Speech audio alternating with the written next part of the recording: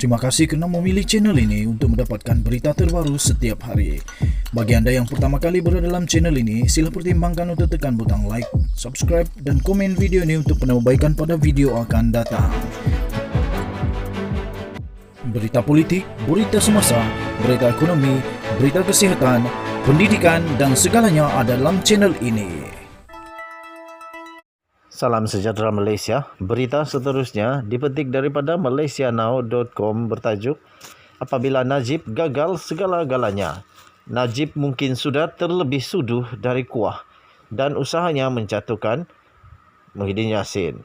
Beberapa tahun dari sekarang, sarjana sains politik berpeluang mengkaji perancangan yang dilakukan oleh Najib Razak sejak tahun lalu dalam kertas kajian bertajuk Bagaimana untuk Gagal dalam Menggulingkan Kerajaan. Untuk beberapa bulan menuju peletakan jawatan Tan Sri Muhyiddin Yassin, Najib bertubi-tubi menyerang usaha kerajaan menguruskan krisis COVID-19 sambil mendakwa kaedah kerajaan menguruskan sebuah krisis global yang menyebabkan negara maju pun melutut dalam kegagalan. Gagal segala-galanya, meminjam kata-katanya.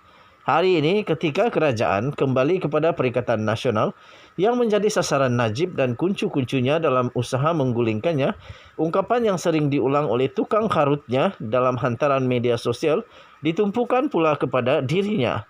Sejak Oktober lalu, Najib dan panglimanya Ahmad Zahid Hamidi dibantu seseorang yang boleh patuh dan akan tetapi belum pernah menjadi Perdana Menteri, sibuk menjejaskan setiap usaha kerajaan dalam melawan pandemik.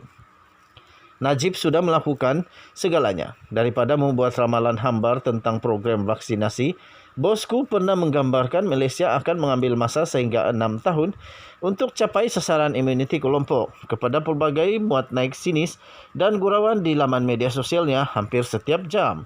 Kemuncaknya ialah apa yang boleh dianggap sebagai mercu tanda kegagalannya. Ketika beliau dan sekumpulan ahli Parlimen UMNO mengumumkan penarikan balik sokongan mereka sambil mengisytiharkan kerajaan tumbang di waktu genting usaha melawan COVID-19. Najib mungkin sudah terlebih sudu dari kuah dalam usahanya menjatuhkan Muhyiddin, seperti mana sikapnya ketika beliau tampak yakin dalam berdepan seorang lelaki berusia 93 tahun pada pilihan raya umum 3 tahun yang lalu. Hakikatnya Muhyiddin adalah orang yang sama yang pernah dipecat Najib pada 2016 dan 2 tahun kemudian orang inilah yang menumbangkannya.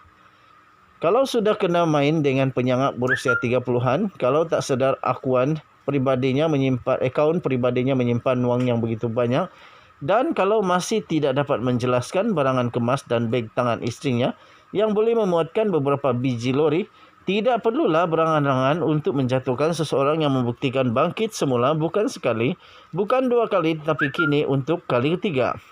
Dalam usaha menggulingkan kerajaan, seharusnya Najib ambil iktibar dari pengalaman yang pernah ditempuhi oleh individu tertentu.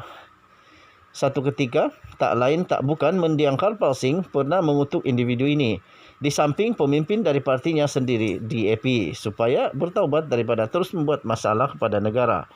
Kini teguran keras itu terpakai kepada Najib dan ahli parlimen seangkatannya. Juga mereka yang menggelar diri mereka pejuang hak asasi yang selama ini kecoh tentang kerajaan gagal. Ketika pentadbiran berhempas pulas cuba menghidupkan semula ekonomi dan memastikan kejayaan program vaksinasi sambil menolak tawaran kerajaan melakukan reformasi yang penuh bererti yang dapat memulihkan sistem yang robek sejak 1980-an.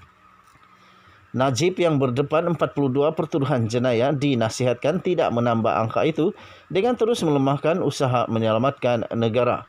Beliau membuktikan dirinya gagal segala-galanya dalam mengurus kewangan negara sehingga rakyat Malaysia menanggung malu. Kini beliau gagal segala-galanya dalam membantu negara mengatasi pandemik. Ditulis oleh Abdul Rahman Koyah, adalah CEO dan editor Malaysia Now. Sekian berita. Sila maklum bahawa artikel ini tidak menggambarkan pendapat dan pendirian daripada channel ini, The Twin TV. Sekian berita. Salam sejahtera Malaysia. Bye-bye.